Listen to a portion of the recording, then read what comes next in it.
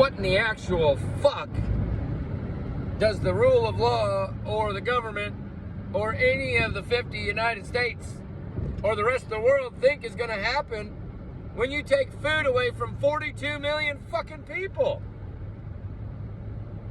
I know what people have been on here talking about how, oh, they're going to steal, they're going to just go in there, they're going to rob people in the parking lots. But what ethical purpose is served? And what makes the government think, and, you know, that they know best for the American people? Why don't the American people have the ability to decide for themselves how to spend their fucking money? But that's not even the point. The point is, there's several points. How dare you do that? And you know, I understand you want to incentivize either self-sufficiency or don't ask the government. Minimal government.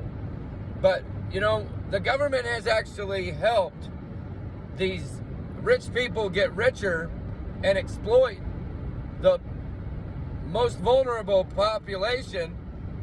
And the way I see it, since the 70s, since they assisted and participated and encouraged this to happen, this separation of growth between the top earners and the bottom earners and the middle class and lower class, then they should own this, you know, the consequences. They're all talking about, you don't work. The consequences are, we're going to take away your food stamps, your SNAP benefits. But they've been reducing government and all this shit. But the main point is, you know, stupidity really does get me. I really don't condole stupidity or making poor choices. But with the smartest people that we have running our country, our financials, our assets, our intellectual property, making laws and in charge of enforcement, oversight, all this. Those are the people who are saying they don't give a fuck if 42 million people go without their fucking food stamps.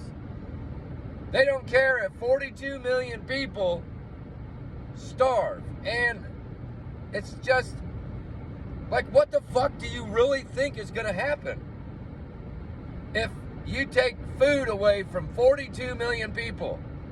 Yeah, some people are going to go to the food banks. They're going to run out of food. All these other agencies you've shut down and thousands of jobs. Yeah, I want minimum government, but you're taking away the ability to fight for what little bit of justice there was.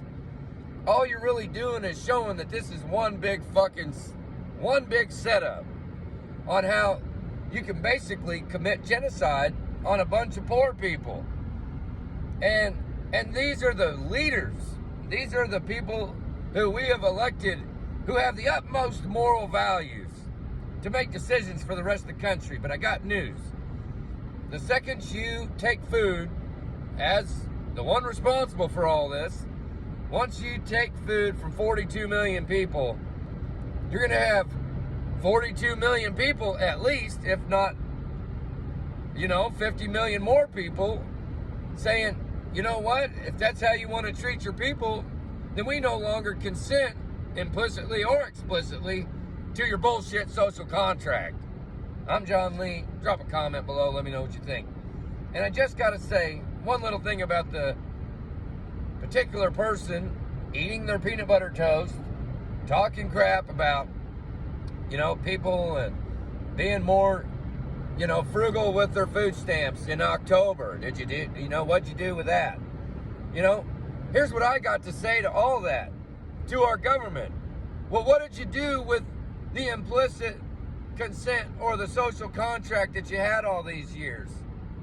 Didn't you, you know, plan for when you starved your people to death and they finally said enough is enough and said, F you and your social contract.